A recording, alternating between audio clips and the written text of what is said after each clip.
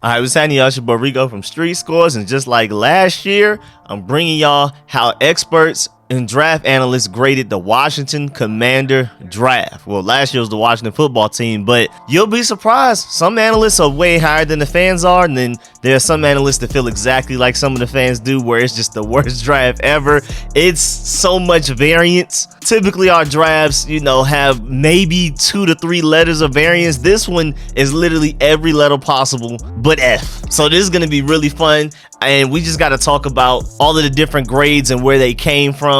And then a lot of these websites or analysts, experts, columnists break down exactly why they gave those grades. So we're going to talk about that and break that down as well. And then, of course, I'm working on my own draft breakdown as well. I'm going to go pick by pick, grade each pick, why and why not, weaknesses and strengths of each player, also how much will each rookie possibly contribute in their rookie season, because it's definitely not in order of when we drafted them. It's not like the first round guy is going to be used the most and everybody subsequently will be used a little bit less than the guy drafted before them. Does not go like that at all. So I think it's a really interesting outlook on that as well. But yeah, man, let's go ahead and get to how everybody felt about our draft, and then I'll talk about how I felt about our draft a little bit later, probably a few days from now. But before we dive into all of that, make sure you subscribe to the channel, hit the bell next to the subscription button so you get a notification immediately. And every time I release an informative and opinionated video just like this one.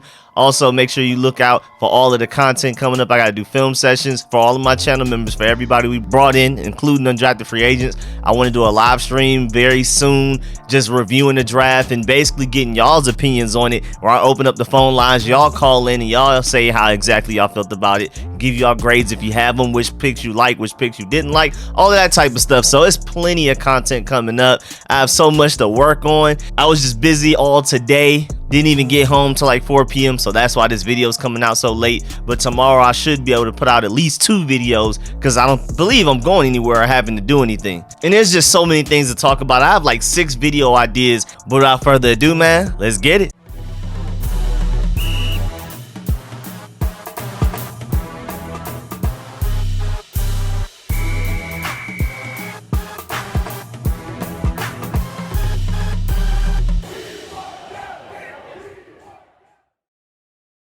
All right, so first of all, Lance Zierlein gave us an A-. That's one of the highest grades that anybody ever gave us. So there is no misconception. There's no confusion. Nobody gave us an A or an A+ anywhere on the internet. A- is the highest grade I could find looking everywhere, which is okay. I mean, it's a modest draft. Again, like I've already broken down, and I'm gonna talk about this in super detail in my draft review and grade. If you're looking at it from the point of view of Ron Rivera, Martin Mayhew, and what they wanted to accomplish, building this team step by step, building on a 7-win season and trying to win 8, 9, maybe 10, but not necessarily striving for a Super Bowl just yet, taking it slow, just trying to maintain and get better again, baby steps at a time. Then this draft, especially with all of the high floor guys, and then you also throw in the great value in Sam Howell, you can argue that Ron Rivera and Martin Mayhew are doing backflips, and this is really an A+ draft. But of course, I'm lower on the draft than even Lance Zierlein is. For the many reasons I've already stated, I'm a ceiling guy, and I did feel like we left a lot of great players out there, but it's a solid draft. I feel like it definitely gets more hate than it deserves, and Lance Zierlein definitely agrees. Chris Sims feels like we had a top 11 draft, and he's not even a big fan of Jahan Dotson. If you go listen to his podcast, he basically just ranks his drafts. He didn't give a grade, but a top 11 draft is pretty good. I mean, that's probably, honestly, grade-wise, maybe even better than the A-. I don't know, maybe somewhere in that range. And again, he's not even a big fan of the Jahan Dotson pick. So if we ended up with like Jamison Williams instead of Jahan Dotson, maybe Chris Sims is giving us an A+.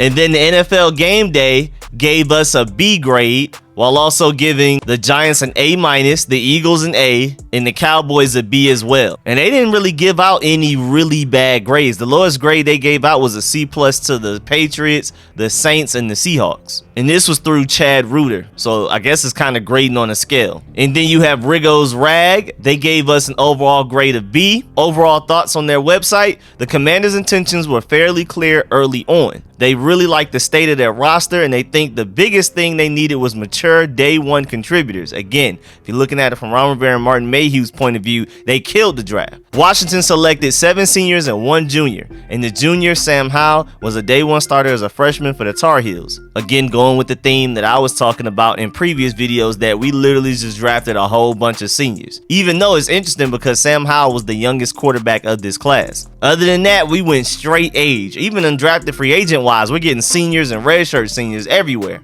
Each player the Commanders selected have multiple years of experience as starters at the college level. This should lend to a draft class that can contribute from day one. This class may not produce any elite players, but it should be productive, and that's exactly the problem I have with it. I want to shoot for elite. I want to shoot for great. It seems like the Burgundy and Gold are doing their best to not be bad, whereas me, my type of draft strategy, I'm doing my best to be Super Bowl contenders. Two completely different ideologies, but again, even though I'm the exact opposite drafter of Ron Rivera and Martin Mayhew, I understand where they're coming from, and that's why I can't give us a failing grade. You got to look at it from their point of view. And then continuing from Rico's rag, and with a roster that even I myself is bullish on, that should make Washington a very competitive team in 2022. The only downside is the Eagles seem to make more bold moves for top tier talent and could make the division much more competitive in 2022. I completely agree. I definitely prefer the Eagles draft over ours. Overall though, the Commanders had a solid draft, not exceptional, but certainly not bad either, and I agree, we just played it very safe. Played it extremely safe, scarily safe in my opinion. Then CBS Sports gave us a B-. They said the Commanders had a solid, unspectacular draft. Jahan Dotson will be a fun compliment to Terry McLaurin. He was just picked a bit too early. Phidarian Mathis is a high floor defensive lineman, and Sam Howell in round 5 was tremendous value.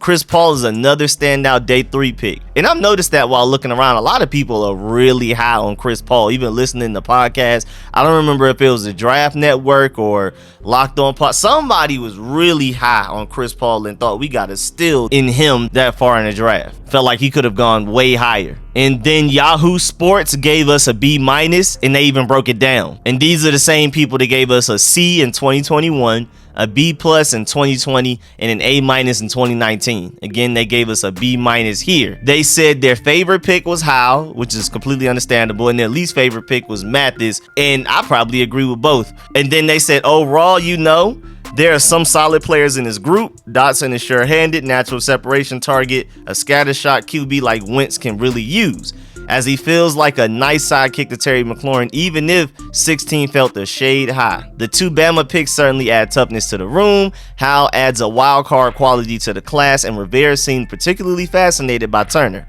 who always kept us interested as a prospect. There's just not a pick in here that immediately works us into a frenzy. Drafts such as these can be foundational elements, but there's no obvious future Pro Bowler here. Again, I completely agree.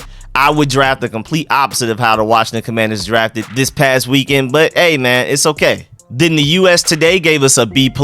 They said their first draft as the Commanders didn't start out well, given that panicky trade for QB Carson Wentz cost them their 3rd rounder and probably a future 2nd, but they recovered, recouping some capital before spending that first selection on Penn State wide receiver Jahan Dotson, who should be quite a help to Wentz and maybe the special teams too. Washington also got his annual complement of Alabama studs, defensive tackle Phidarian Mathis, running back Brian Robinson. But 5th round QB Sam Howell could be the story here. He was taken late enough that he shouldn't pose an immediate threat to Wentz, yet Howell might also provide day 3 Kirk Cousins level returns down the road if circumstances force him into the lineup. Washington Post gave us a B. They said trading down and then taking wide receiver Jahan Dotson in the 1st round was fine. He'll provide a useful receiving complement to Terry McLaurin for new quarterback Carson Wentz. The Commanders went to an old standby of theirs, drafting Alabama players for their 2nd round choice of Phidarian Mathis and their 3rd round pick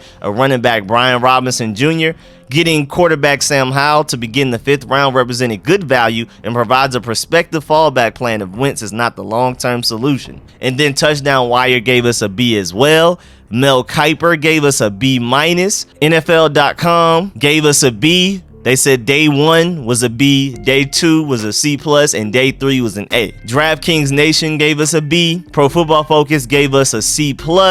ProFootball Network gave us a C. Sporting News gave us a C-. SB Nation gave us a D+. They said, I'm not really a fan of the picks Washington made this weekend. Picking up Howell in the 5th round was definitely nice value, and he could be an average starter in the NFL. Outside of that, I hated how much the Commanders reached in this draft. I know they traded back and got some more picks, but Dotson was a big reach at 16, considering the myriad of needs the team had. And there was no further mitigation by taking more receivers in case Dotson isn't everything they hope he'll be. Sports Illustrated gave us a D, and New York Post also gave us a D. And those are the lowest grades out there. New York Post said credit for trading down from number 11 to number 16 before reaching for Dotson. Washington stayed put with his other 2 picks, and both Alabama stars felt like reaches, including the 1-year starter Robinson. Moving on, NFL Spin Zone gave us a C+. They said overall this wasn't the Washington Commanders' best draft when looking at it through the rapid reaction lens. However, there are a few picks that can have us saying something very different in a few years. With that in mind, it's hard to grade, but we'll give them a solid overall. Bleacher Report gave us a C+ as well. The Ringer gave us a flat out C. The Draft Network gave us a flat out C as well, and they actually went through and just broke down every pick if you wanted to look that up and read on that. NFL.com's Gennaro gave us a flat out C as well. And lastly, Walter Football gave us a C- grade, and he said goals entering the 2022 draft: the Washington Commanders traded for Carson Wentz, so they'll need to give him some receiving help, otherwise he may struggle to catch on in Washington. The Commanders defense needs to shore up their woeful secondary as well. Then he said 2022 NFL draft accomplishments: I often like it when teams trade down and accumulate draft capital, but I'm not a fan of the Commanders' decision to do so in the 2022 draft. They moved down 5 spots, but in doing so, they missed out on some of the top prospects in the draft: Chris Olave, Jameson Williams, and Kyle Hamilton. And I completely agree, especially Jameson Williams and Kyle Hamilton wise. All would have been terrific picks for Washington at number 11. Wentz would have easily have liked throwing to Olave and Williams. Instead, he'll have to settle for Jahan Dotson. I like Dotson, but there's a huge disparity between him and the other 2 wideouts. Honestly, I don't feel like there's a big gap between Jahan Dotson and Olave. I can honestly see a scenario where Jahan Dotson ends up being better than Olave, but I do agree with Jameson Williams. I feel like he's probably going to end up being head and shoulders better than every receiver in this class. You can make an argument for Garrett Wilson. You can make an argument for George Pickens and some of the higher ceiling guys, maybe like a Drake London or a Christian Watson. But I feel like everybody else are just kind of safe picks, including Chris Olave. And I just don't really see the big separation between Jahan Dotson and Chris Olave like a lot of people act like it is. Walter Football also said the Dotson pick scored a C, as did the next 3 picks. Washington's 2 secondary choices provided little value and no need, as Fedarian Mathis and Brian Robinson were questionable picks. The Commanders should have focused on positions they needed to address, such as cornerback, safety, and linebacker. Instead, they drafted 2 players who won't start for them anytime soon. I don't necessarily love those picks either, but I feel like that's kind of harsh because I think we're just gonna, first of all, we probably don't value linebacker like that. We care way more about the Buffalo nickel, and then everything else, I think we're just gonna address it in free agency, bring in some veteran guys after the draft. I think that was the strategy all along as far as a couple of those position groups. And then Walter Football also said the Sam Howell selection in round 5 saved the Commanders a bit. Howell won't start this year either, but he may push Wentz down the road if the journeyman quarterback continues to make YOLO passes down the field. Howell was still in the 5th frame, and he provides a bit of optimism in what was a bleak draft class overall. So yeah, man, definitely get in the comment section and let me know how you feel about this draft class. Are you as low on it as some of those guys, or are you as high on it as Lance Zierlein and Chris Sims and a few of those other guys? Or are you somewhere in the middle? Again, this is one of the highest variances I've ever seen in draft grades for our team since I've been looking into the experts and how they felt about our draft classes. Normally, if we have like an A, the lowest somebody will probably give us is like a B- or something like that. Or if the highest grade we have is like a B- or a B, the lowest we'll go is probably D something. But this one ranges from A- to Chris Sims unknown. It may have been A to him, depending on how he grades his drafts, all the way down to a D. So I just think that's really interesting. So again, definitely get in the comment section and let me know how you feel about the draft. Do you feel like some of these guys graded us too harshly? Do you feel like some of these guys are higher on this draft than you even are? Also, please leave a like on this video if you liked it, if you learned anything. And as always, man, I appreciate all of the support, man. Shouts out to all of my sponsors, especially my Pro Bowl sponsors, whose name you see scrolling on the screen right now, man. I really appreciate y'all. Catch y'all later. I'm out.